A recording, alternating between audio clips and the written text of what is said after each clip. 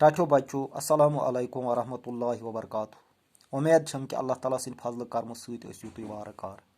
अल्लाह ताला थٲینو सलामत। बच्चों अस छ 8वीं जमात हंज कٲشرِ किताबि हुंद सबक परान ओलूदगी। तह वुछू ओलूदगी हंद बायस कुस छु, कम कहंद सबब छु सोन माहौल ओलूद गसान।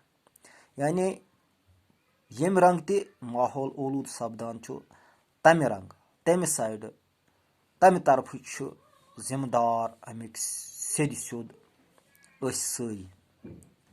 तो सबक छु अमि गर्ज खतर आमुत किताब मज थावन ताकि परन वल बच्चे सनन अत तो यम बनावन पन्निस पानस करन अम खतर तैयार कि युस जिम्मेदारी आस अल्लाह ताला हन त्रमुस यथ दुनियास मज पन्ने पान खतर सोचन अलाव बकन खतर सोचन जरूरी। यानी गोड इंसानस बकन खतर सोचन जरूरी। ये यह बकन खतर सोच रुत सोच तेल हेमिस पान जिंदगी त रच बनित। ये यह बकन हंद सुकून तो आरामुक सोच अमिस सुंद आराम हेमिस पाने पाने मिल। अजुक सबक युस बह पर उम्मीद छम कि तुम थो पूर तवज्जो। ज्यादा क्रैकनाद करन तो बोजन सु कन बलस तो दिलचि दुबराई पे नाकार असर पेवान। ओलूदगी हुरनस हुरवन आबूदी सत वाट। सिर्फ पन्न यूत बापत ऐश आराम हासिल करनच मान मनी मज पनुन फर्ज मुशरावा। माहौल ओलूदगी हुरन प्रेथ कंस नुकसान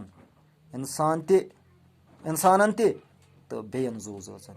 यानी अख कथ बड़ ये वुचान ज्यादा क्रैकनाद गसान शोर क्रैकनाद हवाई जहाज हंदो यमो गगरायो या कारखानो हंदो शोर या गाड़ियों हंदो शोर कन बलस। यानी युस कन्नुक सिस्टम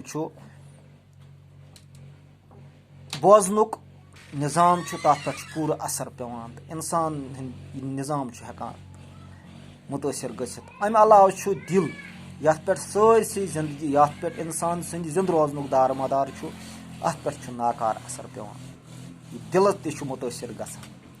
तो ओलूदगी यानी वजह क्या अमुक हुरनुक यह कि सिर्फ सारी पन्ने पानुक सोचान पन्ने आरामुक सोचान तो पन्ने आसोशी हुंद सोचान पन्न ऐशन हुंद सोचान यम सब अस फर्ज मुशिद गसान तो माहौल ओलूद सपदान तो बेयन जू जन नुकसान वातान। तो अमि सत योत कि बल्कि पानस अत अमिक शिकार सपदान। यह अजुक सबक। उम्मीद कि पर्नस सत लेखनस कुन तवज्जो।